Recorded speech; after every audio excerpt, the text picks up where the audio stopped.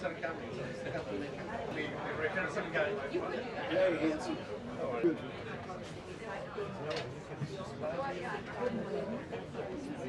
I'm sitting in this chair, so you're better with the person there. This guy here, who's going to be anyone? That's CNN's position. If they come, all this stuff will be moved, but I'm not going to if they come, they're not going to shoot their correspondent. No. Well, no. Yes. Is this your first time?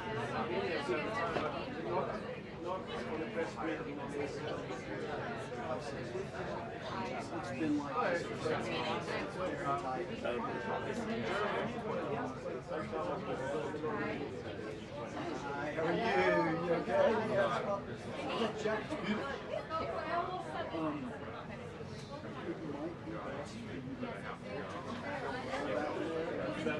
The logo is locked on the wires.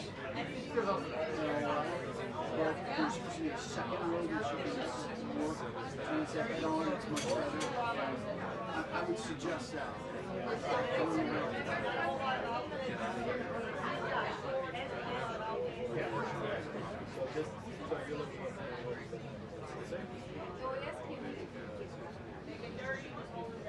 Oh, good. What is your plan, my friend? Where are you going to stay?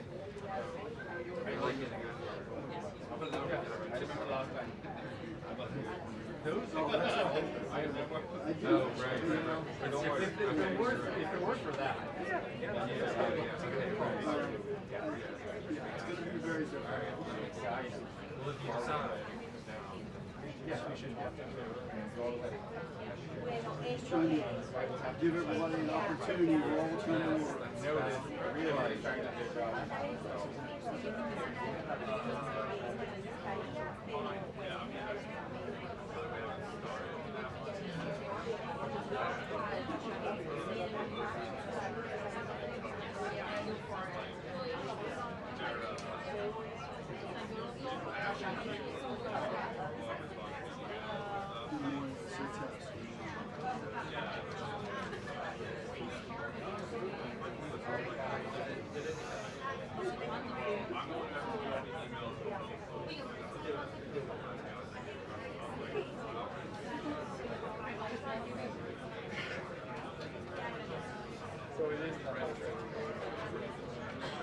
Hey, Victor, who's cool today? Fuck.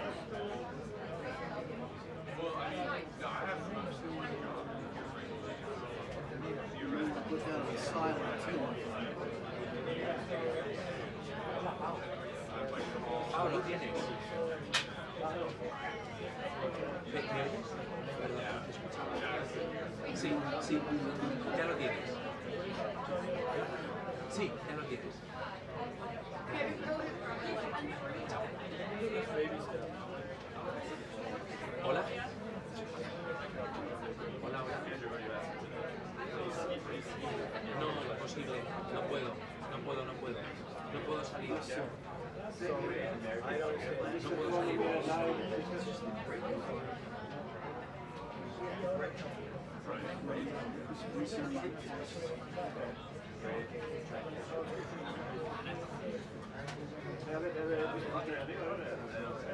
David, no puedo. Imposible. Directamente no puedo.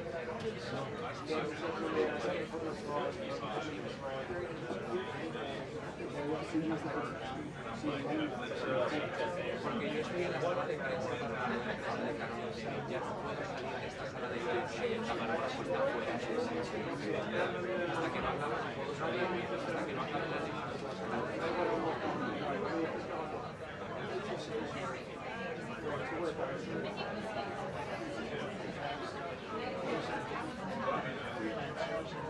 Gracias, un abrazo. Gracias, un abrazo.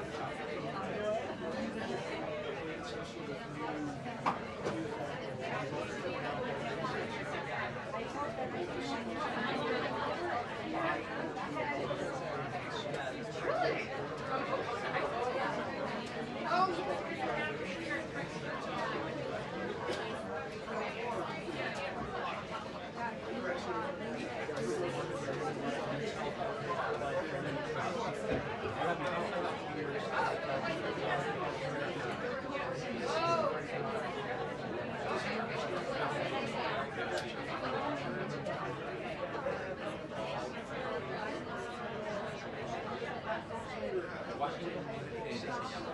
Washington DC.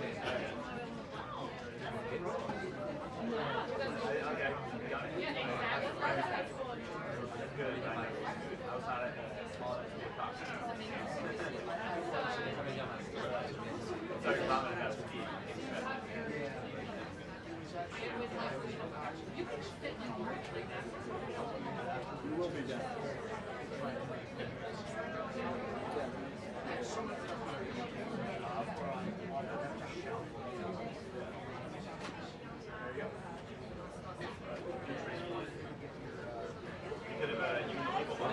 Estas cenas que no encuentra Paula un éxito que rodea hace como 20 minutos, porque Washington no encuentra.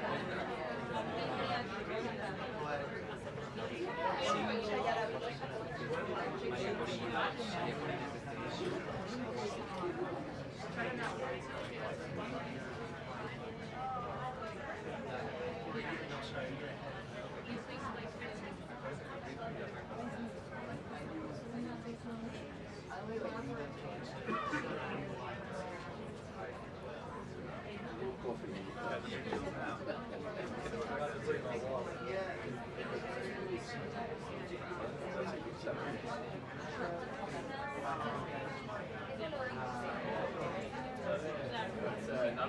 María Corina ¿Está? ¿Con el 1? ¿Lo tienes ya? Voy a avisar a Paula. Chao. Listo, gracias.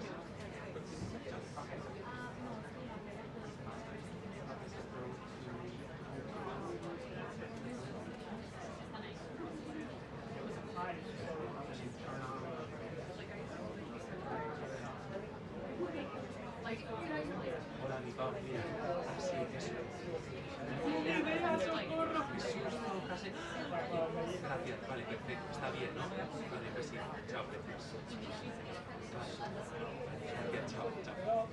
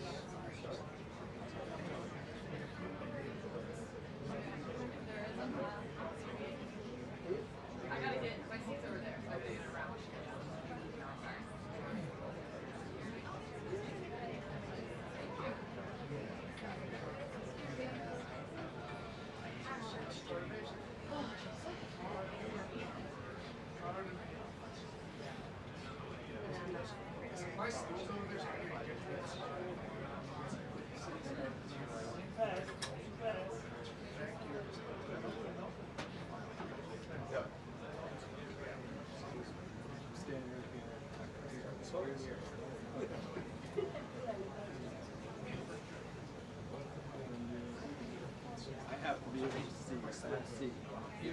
Yes. Yeah. It was folded out. So somebody so the white stove that was out here. So one of you two guys are gonna have to move because there was a stove that was placed here for that.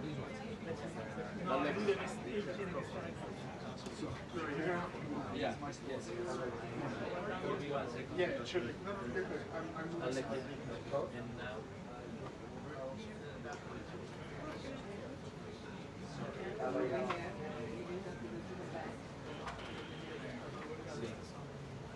You all right? Yeah, just make it so.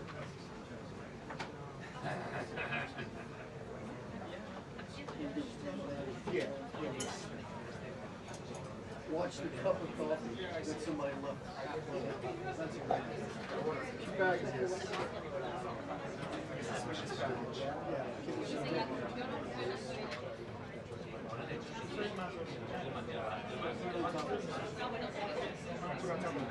Yeah. So,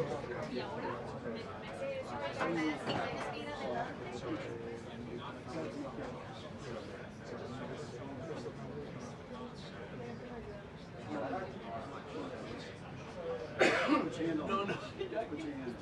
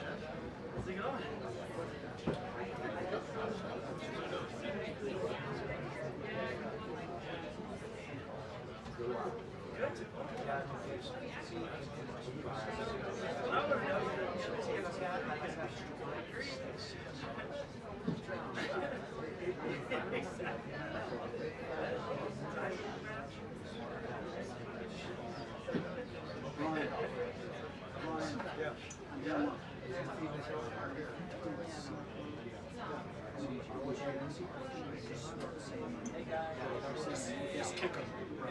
Let me know. Kick him. I'll back as far up as I can into his knees because he's got. I'm also happy to kick him too for you. No, you come down for a half second. One good pinch, and you're like an elbow. That is true. Your whole life could change with one proper placed over. Yeah. You know what? I already have one kid, so I'm good.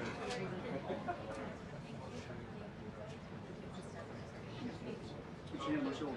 Thank you. Got it. Thank you.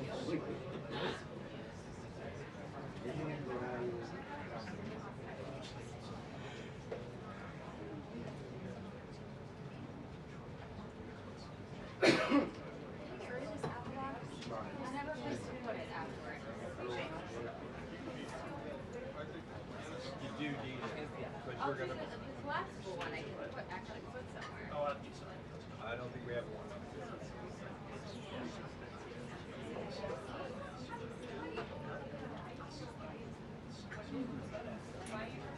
Yeah, I mean, if there's time, Jackie, you can slide it this way. And I'll grab it. Stick it over there. I'll grab it. Okay. Thank you. Let me know. Thanks.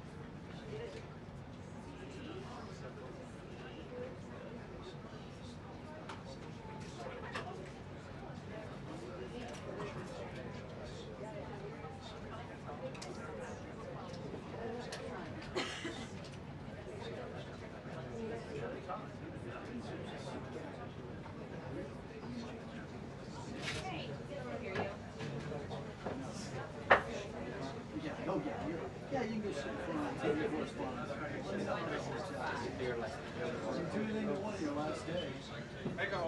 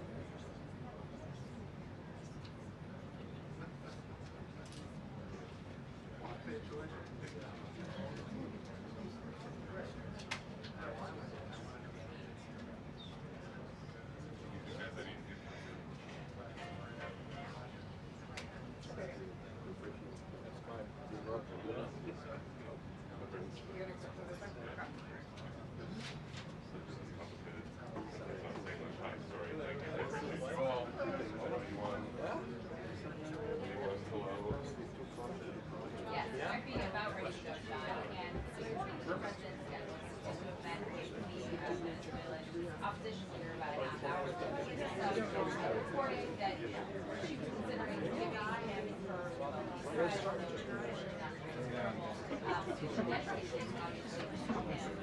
but it is part of her efforts to maybe follow up in Venezuela some future government. That conversation would be very interesting to hear and read out hopefully on that. But Iran is really the hot ticket at the moment. We have U.S. military personnel being moved to bases in the Middle East as Iran had threatened to retaliate against American bases if the president followed through on his promise to intervene if Iran killed protesters in a violent crackdown. Now, we heard the president last night say that he was using some messages from the Iranians that killing was stopped, and though the bombing happening, it's a little bit unclear how that message got to him, what made him believe that the killing had stopped and that should be happening. We did hear the same message echoed on the press report last night from the Iranian foreign minister there. So we need to hear if he has pulled back from any inclination he may have had to look up airstrikes, legislative options, airstrikes, cyber attacks in order to come to the aid of the Iranian people. And you have heard Republican senators like Lindsey Graham hoping that the president follows through on his message to the Iranian people that help is on the way.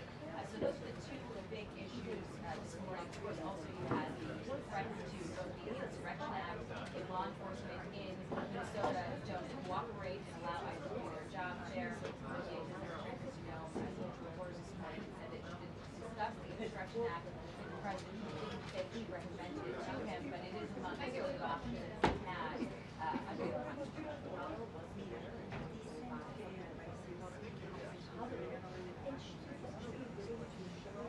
Hey, Mark here. What did you change your mind? Mark here?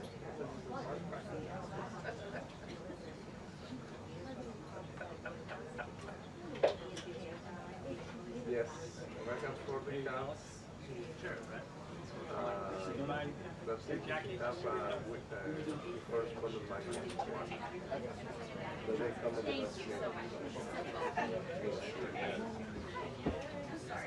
Thank you, Marquis. Bye, man.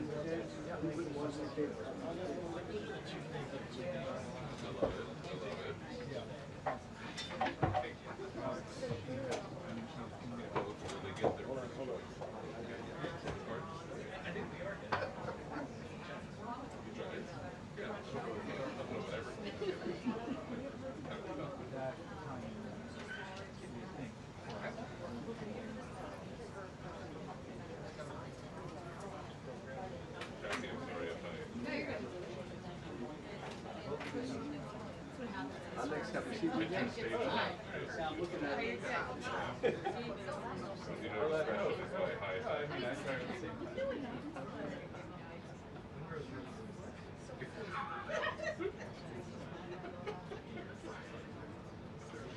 Yes, sir.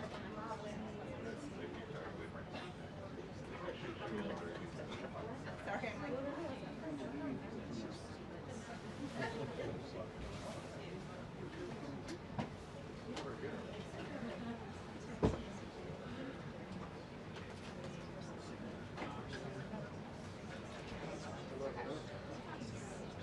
You did?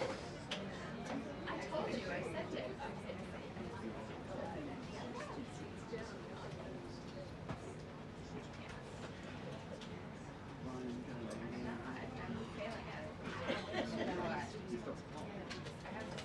She just didn't open my address, guys. I didn't buy any of them. I haven't bought anything yet. Here.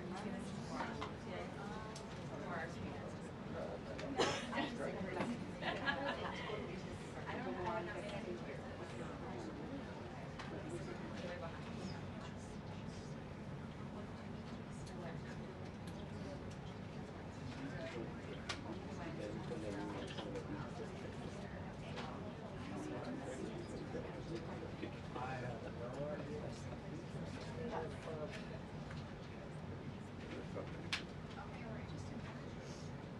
Hey, Teddy.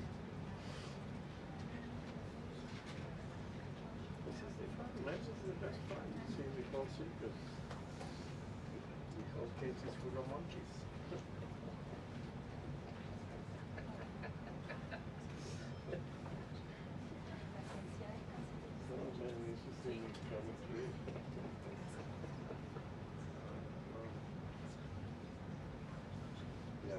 already, the other thing that normally do is community, but I already did one line. Just to make sure they see me what has four, and that's it. The next, and then we call for 2 minutes.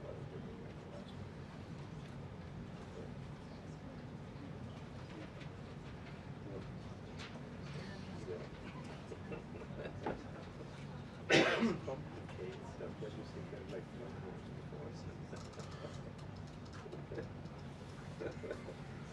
other things, picture like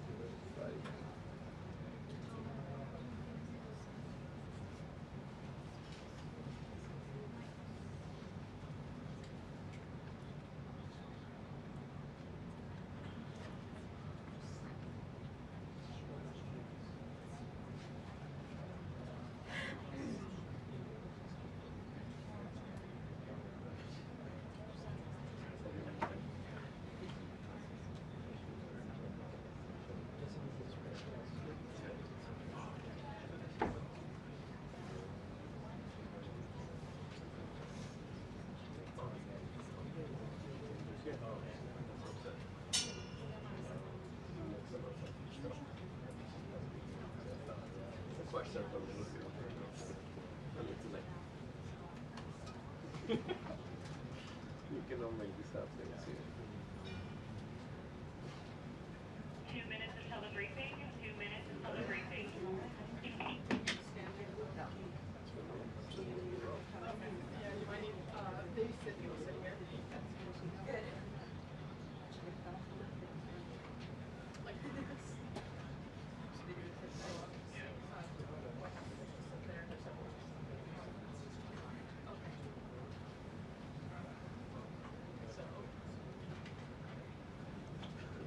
You're in the way there.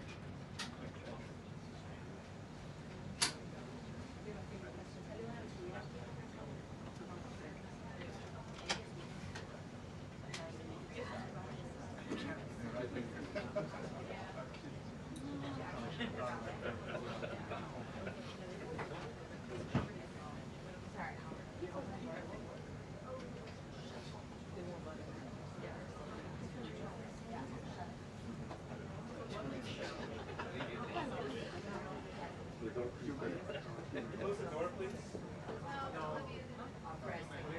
Shut it. Always?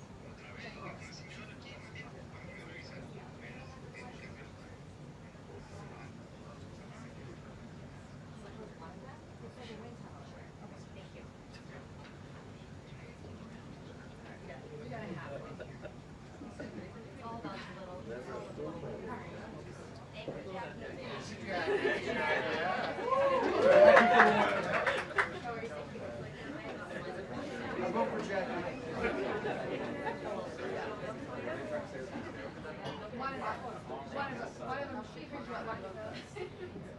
Yeah, close one. We'll take the small wins. We need.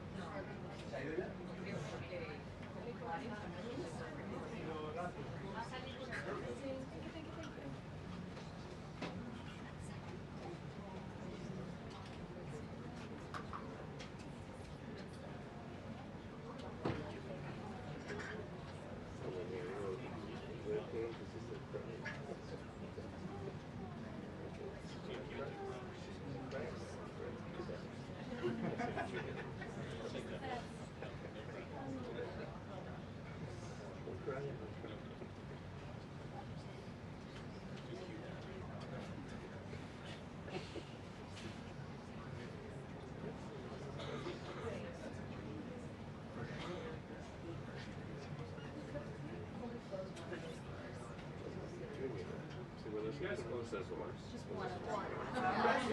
Just fully shut one door. That was the agreement. Right, we agreed with her just now though, that we would close one.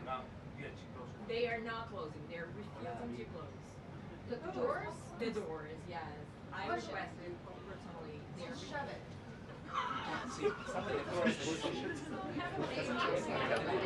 Secretary Karoline requested. I know, I understand. I talked to Olivia. We agreed to shut one of these. They told you they said they would. Baby's gonna get a call.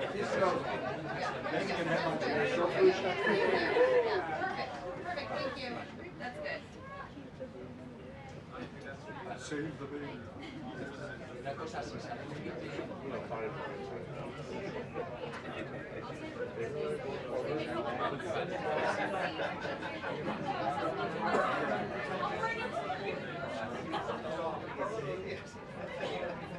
Yo siempre tengo miedo del castigo humano. Ya que pase me quedo.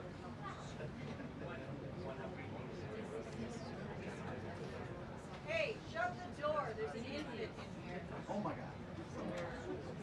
Who let the baby?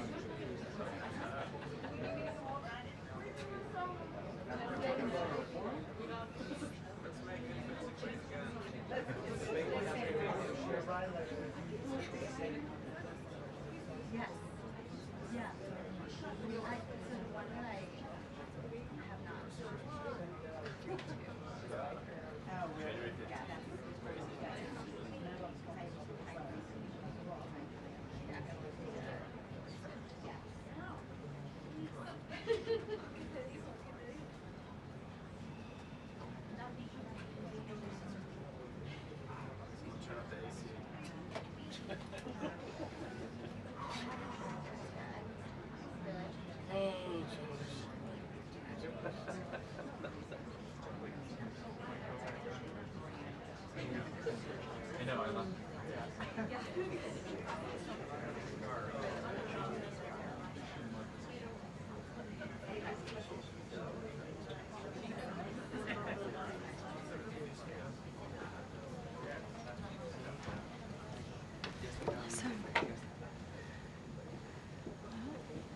Okay, good afternoon, everybody. A packed room today. Thank you all for coming. President Trump is making America affordable again through his proven economic formula of powerful tariffs, fair trade deals, massive middle-class tax cuts, energy dominance, and aggressive deregulation. The overwhelmingly positive economic data released this week underscores the significant progress the president has already delivered. Tuesday's CPI report marked the latest confirmation that President Trump has defeated Joe Biden's inflation crisis. Since President Trump took office, core CPI has increased at just a 2.4% annualized rate, substantially lower than the 3.3% annual rate inherited from the Biden administration last January. Importantly, as inflation cools, Americans' wages are rising, giving the American people more purchasing power. And with what is likely going to be a record-breaking tax refund season in the next couple of weeks, the American people will be reaping the rewards of the massive tax cuts that were signed into law by the president. Thanks to President Trump's signing of no tax on tips, overtime, Social Security, boosting the child tax credit, and locking in the 2017 Trump tax cuts, independent estimates project the average American tax filer could expect up to an extra $1,000 bump to their tax refund next year. This is going to be a helpful boost to working families who are making ends meet. On the energy front, the national average price for a gallon of regular gas this week fell to its lowest level in 5 years, thanks to President Trump's drill baby drill agenda. According to Gas Buddy, the average price for regular gas on Monday was below $3 per gallon in 43 states, below $2.75 per gallon in 30 states, and at or below $2.50 per gallon in 17 states. In fact, gas prices were below $2 a gallon at stations in at least 19 states. Don't forget, this was unheard of just a couple of short years ago. Overall, drivers are projected to spend $11 billion less at the gas pump this year than they did last year, resulting in hundreds of dollars in critical savings for the average American family. We're also seeing the housing market rebound as borrowing costs ease and income growth outpaces home price gains. According to a new report, Also released this week from the National Association of Realtors, existing home sales in December rose to their fastest pace in 3 years.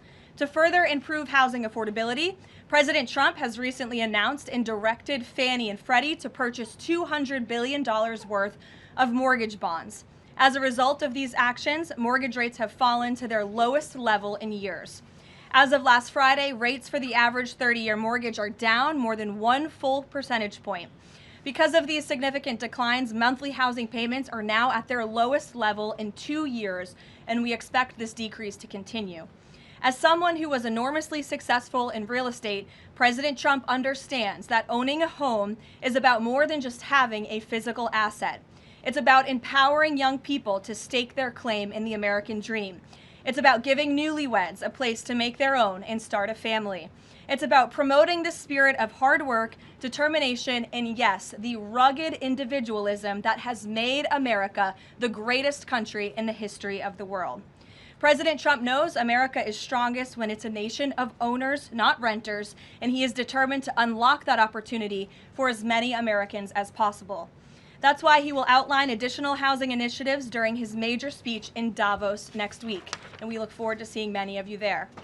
Finally, this morning, President Trump unveiled a healthcare plan for America called the Great Healthcare Plan, and a video message detailing his solutions to lower costs for all Americans and significantly improve our healthcare system. The Great Healthcare Plan will accomplish this through 4 common sense pillars. Number 1, permanently lowering prescription drug prices.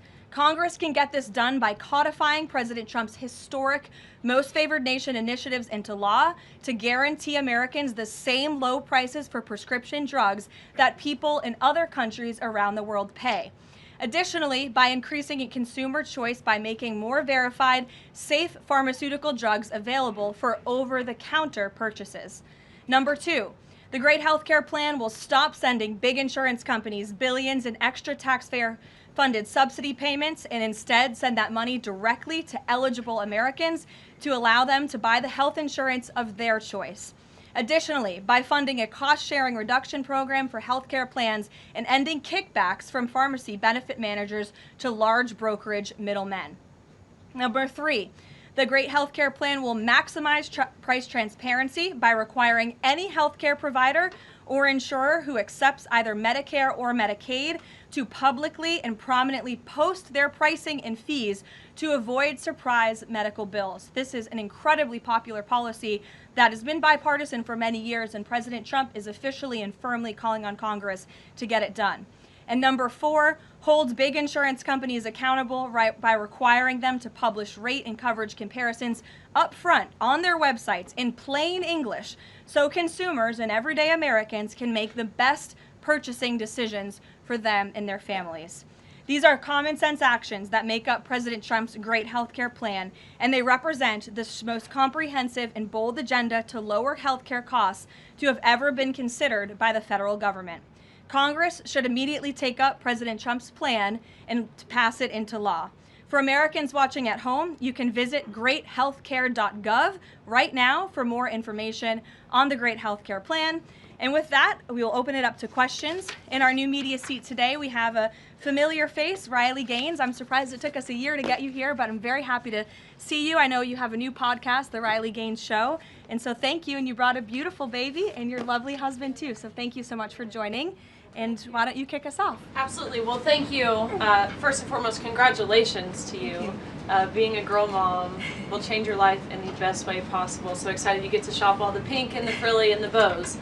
I was in Washington, D.C. earlier this week for the Supreme Court case. There were 2 arguments that were heard surrounding sex-based rights and if it's constitutional for states to pass laws that ultimately protect those rights for women.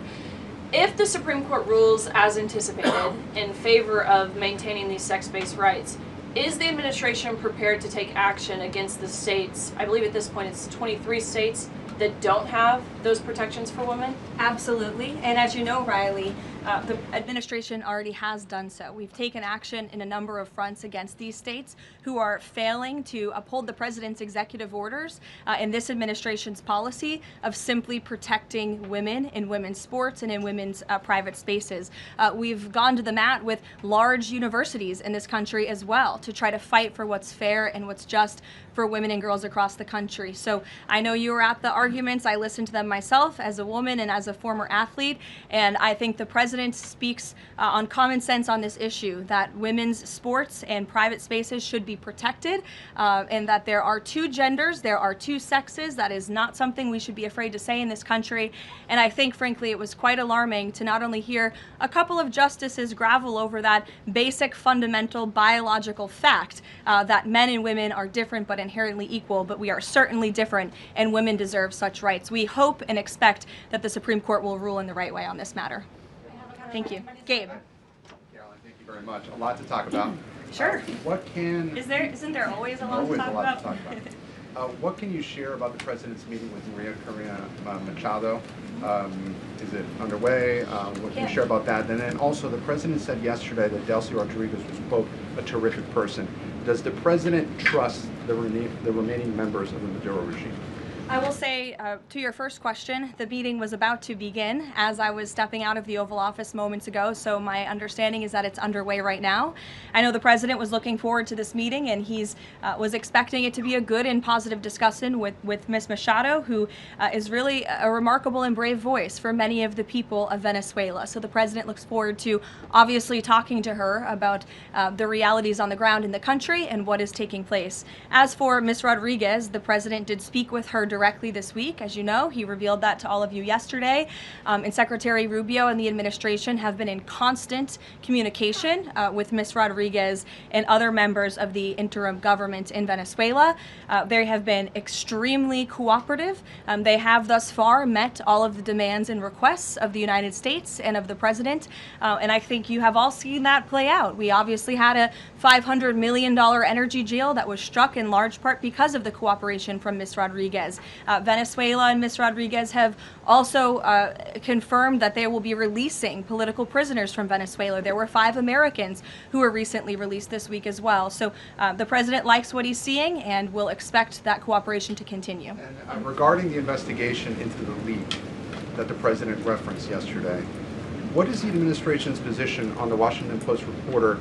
The Post has reported that she was told that she is not a target of the investigation.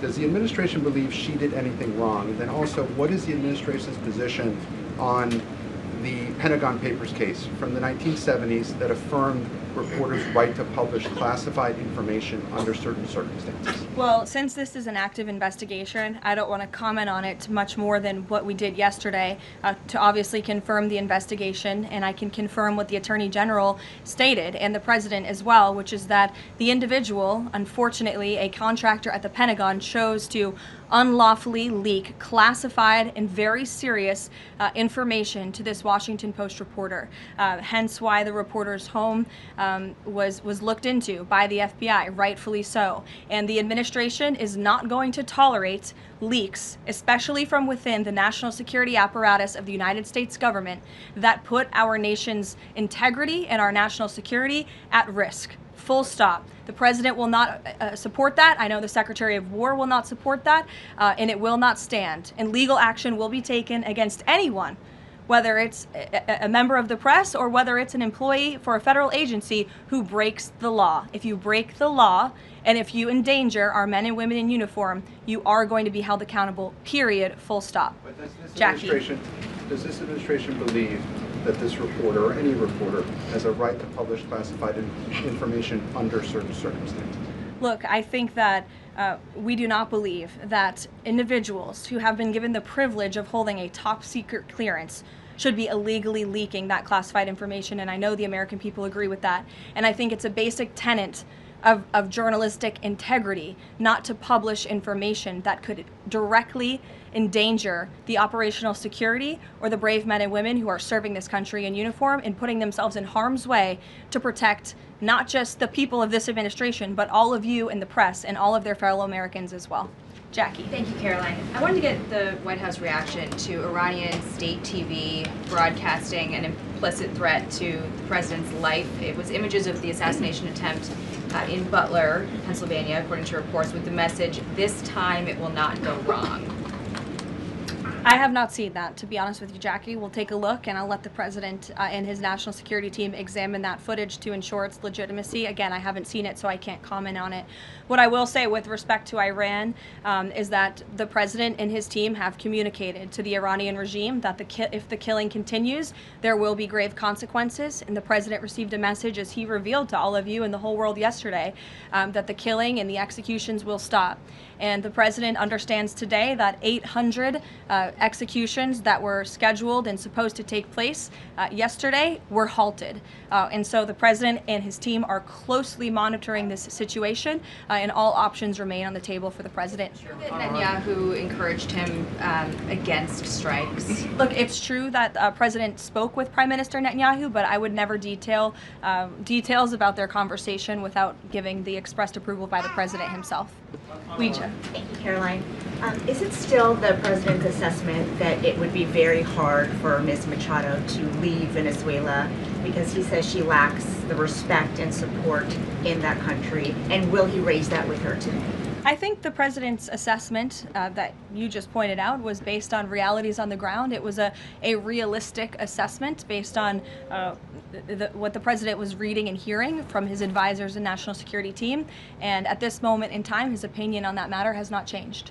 He has also said that he would like there to be elections in Venezuela when the time is right. That's right. Do you have any update on when that might be? And is he committed to a transition to democracy for Venezuela? Yes, and he is also committed to hopefully seeing elections in Venezuela one day, but I don't have an updated timetable for you today. Reagan in the back. Thanks, Caroline. I have a question for you on Minnesota and then also Venezuela. Sure. President Trump threatened invoking the Insurrection Act today in a Truth Social post. I'm wondering what his tipping point is. Like, what would it take for him to invoke the Insurrection Act? Look, that's only a question, frankly, Reagan, the president can answer. But the Insurrection Act is a tool at the president's disposal. As you know, it has been used sparingly, but it has been used by previous presidents in American history. And I think the president's Truth Social post spoke very loud and clear to Democrats across this country, elected officials who are using their platforms to encourage violence against federal law enforcement officers, who are encouraging left-wing agitators to unlawfully obstruct legitimate law enforcement operations. And if you talk to any law enforcement officer, no matter what level they work at, they want to be working with their counterparts, whether that's at the federal level or the federal authorities wanting to work with their counterparts at the state and local level. And it's truly shameful that now for more than a year, you've had elected Democrat governors and mayors who have basically held their state and local law enforcement hostage and told them, you cannot cooperate with federal law enforcement. Why? They cooperated under the Biden administration. It's because these Democrats are deranged in their hatred for President Trump, and they are holding their state and local law enforcement hostage as a result. And these Democrat mayors and governors are doing this over what? Over the lawful and legitimate law enforcement operations to remove violent criminals from the streets of Minnesota, from the streets of California, from the streets of New York, and from the streets of every state across this country.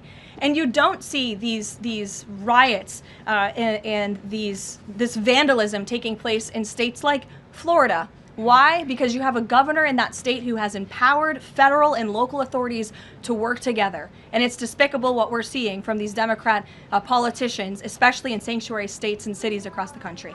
Yesterday, Caroline. Go ahead, John. Oh, thank you so much. My question is, President Trump has talked twice in recent days, once at the Kennedy Center and then to Reuters again last night, about canceling the election. Why is he talking about this? I believe you're referring to the president's interview at Reuters last night. I was in that interview. It was a closed-door interview. Obviously, there was not audio or video. The president was simply joking. He was saying, we're doing such a great job. We're doing everything the American people thought.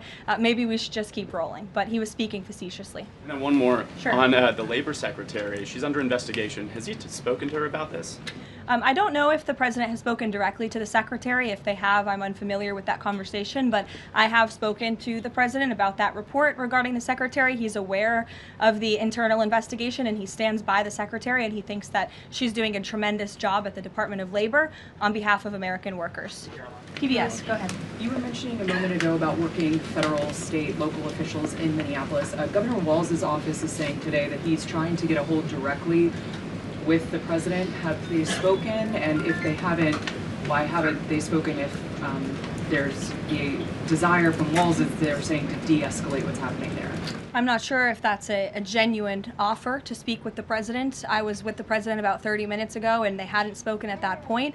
Look, the president is always willing to answer the phone when people pick up and call. When there was another tragic shooting many months ago in Governor Walz's state, he spoke directly with the governor. But I would ask that the governor stops inciting the harassment and illegal obstruction of law enforcement in his state. All ICE and federal law enforcement are trying to do are remove people like this off of the streets of Governor Walz's city in Minneapolis and of his state in Minnesota. If you look at some of the individuals in this photo, these are all illegal alien criminals who came into our country under the previous administration. This is some of the most disturbing crimes you will ever read about, and there's only a few reporters in this room who will actually talk about these individuals. This is all ICE is trying to do. They are trying to remove people like this from Governor Walz's state. And so yes, he should pick up the phone and he should say that he will cooperate with this president and with the federal government in making Minnesota safer, because that's all President Trump and his administration want to do. Mary. Thanks, Caroline. The president says he wants money to go directly to Americans so they can buy their own insurance. How exactly would this work? And can the president assure Americans that this will be enough to cover their health care costs? So this is the second principle in the president's health care plan, lowering insurance premiums specifically and ensuring that that money is going directly back to the American people and cutting the kickbacks that then raise those premiums. So this plan, once put into legislative text and passed by Congress and sent to the president's desk, will stop sending big insurance companies billions of an extra taxpayer-funded subsidy payments and instead send that money directly to eligible Americans to allow them to buy the health insurance of their choice through, you may have heard it be referred to as health savings accounts. Whether that ends up being the actual name of such accounts, we'll have to see. Again, Congress and the White House are going to work together to put this plan into action. And then secondly, the Great Healthcare Plan will fund a cost-sharing reduction program for healthcare plans, which will save taxpayers at least $36 billion and reduce the most common Obamacare plan premiums by over 10%, and that's according to the Congressional Budget Office. But 20 million Americans in recent weeks have seen their health care costs soar. Can he assure them that if this plan is put in place, that they will be able to cover those costs? If this plan is put in place, every single American who has health care in the United States will see lower costs as a result. They will see more transparency. All of these proposals that are within the Great Healthcare Plan are incredibly popular with the American people, and they will impact everyone, not just a small fraction of those who are within the healthcare marketplace, but every single American will continue to see their costs go down. And I will note that they already are with respect to prescription drug prices. When you look at what the president has done with most favored nations, you've seen these big pharmaceutical companies in the Oval Office saying that this president and his team were nonstop, around the clock, pressuring us and negotiating with us to lower the cost of prescription drugs for Americans. And we are already seeing that to the tune, in some cases, of more than 500%. And that Trump RX website is something that the administration will be formally launching very soon, so Americans will have access to those lower costs of drugs. Josh. Thank you. The president has called on credit card companies to lower the cap rate to 10% effective the 20th next week. If they don't do that, what's his what'll he do? What's the threat? Well, tariffs? No, I'm just kidding. The president certainly has an expectation, Josh, that the credit card companies will do this, just as he did with the pharmaceutical companies, that they will lower costs for American consumers. I don't have a specific consequence to outline for you, but certainly this is an expectation and, frankly, a demand that the president has made.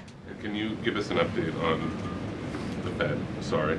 There was some reporting from, I think, Fox Business that Rick Reeder had an interview this week scheduled. The president's indicated he's already made a selection, or at least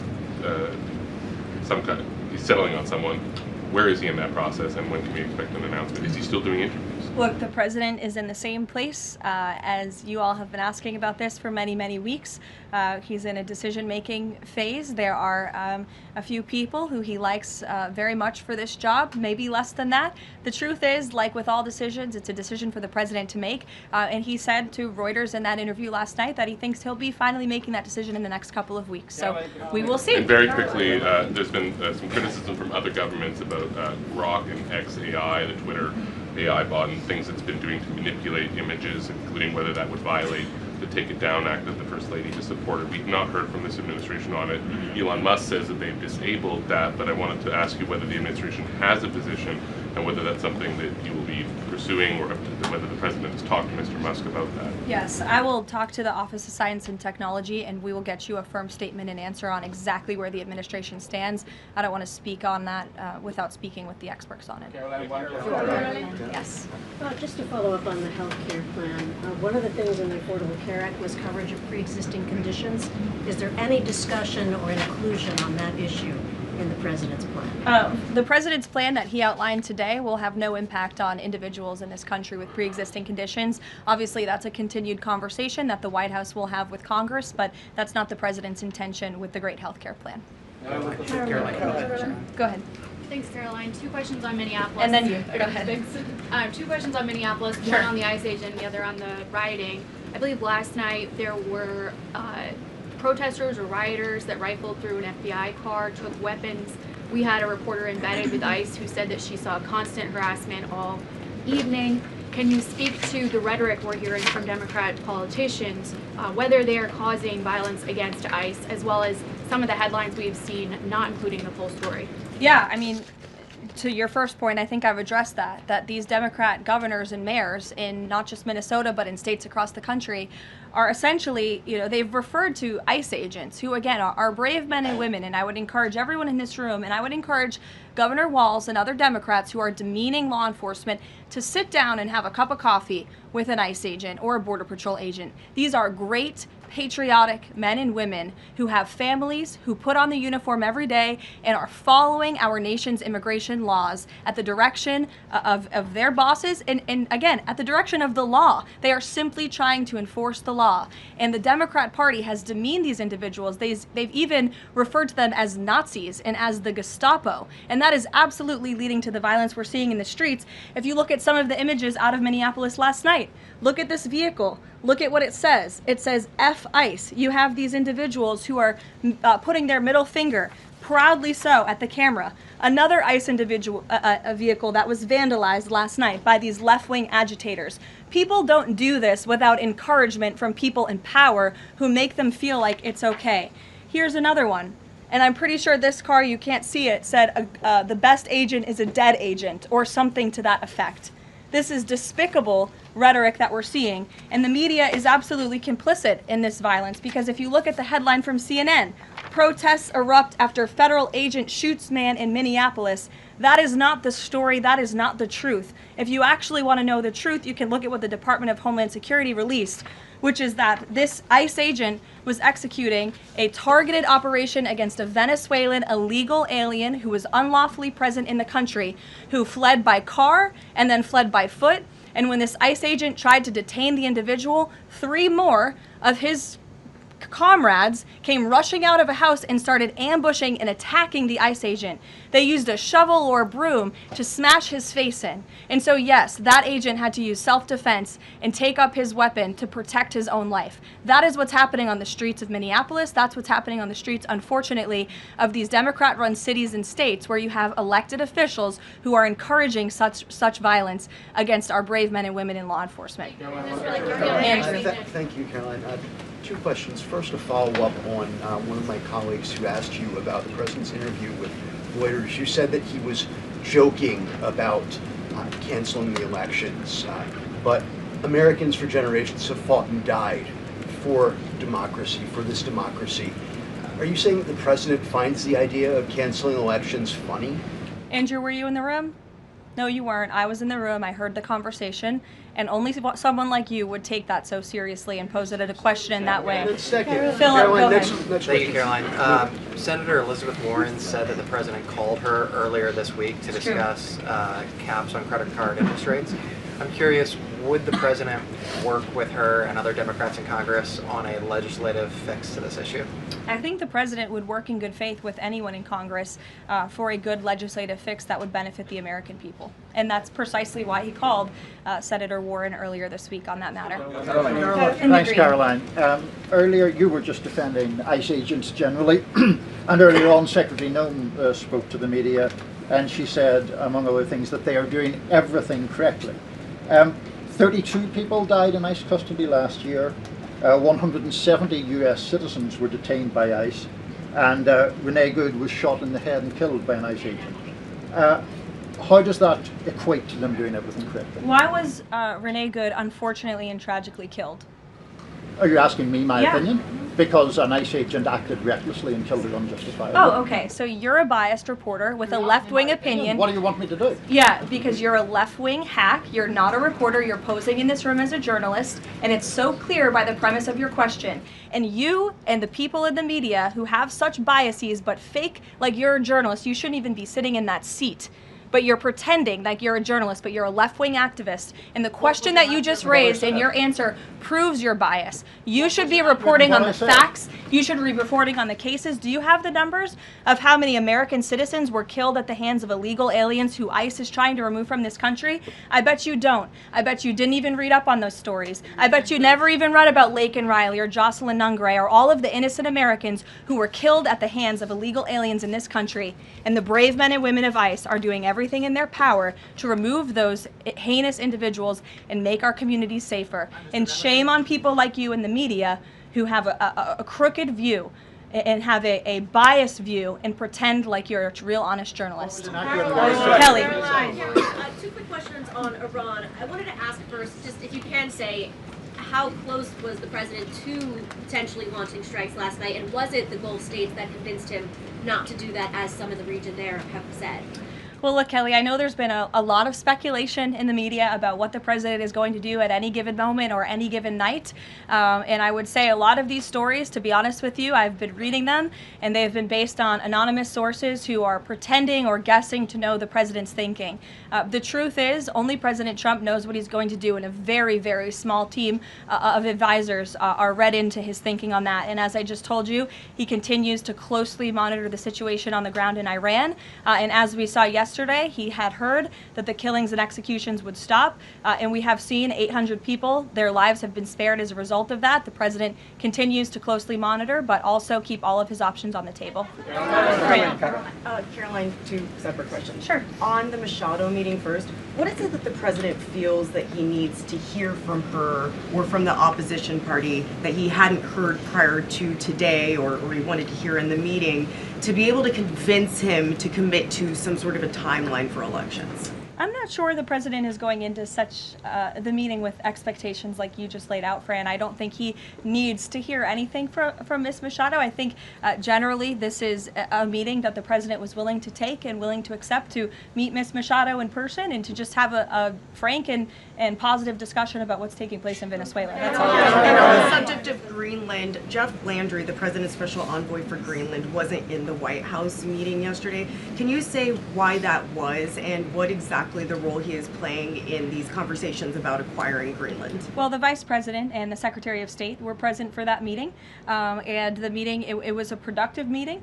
It was a good meeting, and in that meeting, the two sides agreed to really establish a working group of individuals who will continue to have technical talks on the acquisition of Greenland. Those talks will take place, I'm told, every 2 to 3 weeks, so this is a conversation the administration intends to keep having with the Danes and with the respected delegation from Greenland, but the president has made his priority quite clear. He wants the United States to acquire Greenland. He thinks it's in our best national security to do that. There have been multiple instances of American citizens being detained by ICE, and I'm wondering what the administration is asking the agency to do, or what steps is the administration asking the agency to take to ensure that Americans are not wrongly arrested? Obviously, ICE is focused on detaining individuals who are unlawfully present in the country. And there have been hundreds of thousands of illegal aliens who have been arrested and detained and deported from this country by ICE over the course of the last year, and that's their intention and that is their goal. Elizabeth. Thank you, Caroline. One follow-up on Greenland. You reportedly sent troops over there. Does that change at all what the president is doing on this? And then a second question. Yesterday, in a Senate help hearing, Senator Josh Hawley repeatedly asked a doctor if men can get pregnant, and she did not directly answer that. What are your thoughts on that? Well, to your first question on Greenland, I don't think troops in Europe impact the president's decision-making process, nor does it impact his goal of the acquisition of Greenland at all. To your second question, I mean, anyone in their right mind with common sense who's speaking honestly and candidly will say that men cannot get pregnant, and I think I can attest to that myself. So thank you all very much.